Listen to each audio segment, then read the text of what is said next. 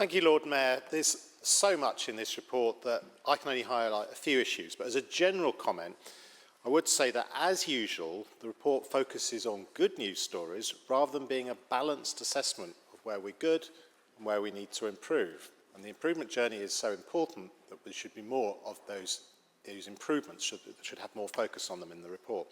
For example, when the public realm works to Victoria Square are mentioned, there's no acknowledgement of the overspend, which led to strong criticism by the Commissioners highlighted in Cabinet last week.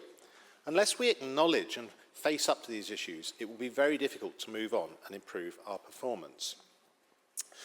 On parks, again, we see how these reports can veer towards being puff pieces rather than highlighting the positive, or just highlighting the positive and leaving out some of the challenges. In particular, we have a proposal, not mentioned in the report, to end the park gate locking service. Councillor Knowles has recently written to the interim head of parks, copying in the Cabinet member, expressing her concerns this will increase the risk of crime and antisocial behaviour in our parks and lead to an extra burden on council and police resources.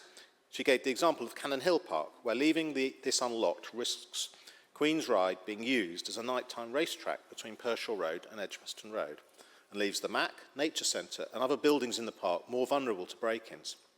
I hope that her request for the trial to be given enough time to be considered by the local community set partnership meetings before any decision is made is accepted. Certainly my police sergeant, who I met this morning, is very concerned about the impact of potentially leaving Fox Hollies Park, where there's a huge amount of antisocial behaviour unlocked. On waste management, a key issue is waste enforcement, or rather the lack of it. We all understand that waste is going to have to suffer severe cuts due to the mismanagement of the council's finances, but cutting waste enforcement is counterproductive, as it just creates extra costs tackling the resulting fly tipping, for example by businesses without proper waste contracts. As an example, I'll quote from Councillor Bernasconi in a tweet he wrote on Saturday with a photo of piles of rubbish and overflowing bins in his ward. He said, and I quote, "Is it acceptable for my residents to deal with this on a weekly basis?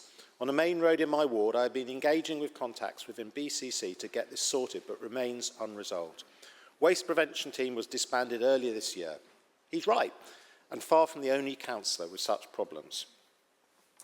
I would also like to stress, as Councillor Mahmood mentioned, the A to B roads, which in principle I'm in favour of it, but what clearly is happening, certainly in my ward and I suspect in others, is that a lot of those central reservations have accumulated a huge amount of litter and indeed fly tipping since over the years since they've been left uncut.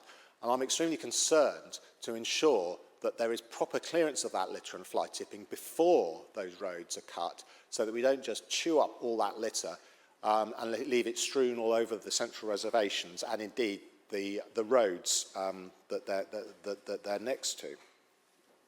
On legal services, I'm very glad to hear there's a transformation of legal services, as the delay in having to refer issues to them has been staggering at times.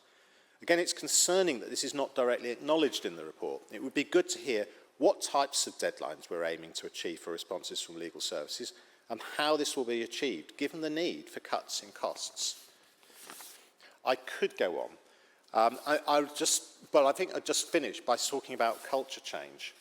The words on this are brief and unconvincing, giving the huge challenge in this area. The implication is that we either don't know what to do or we don't want to share it with members. This is hugely concerning. For the avoidance of doubt, simply saying we need culture change is never going to deliver it. It's very difficult and it will need member engagement and support. Thank you, Lord Mayor.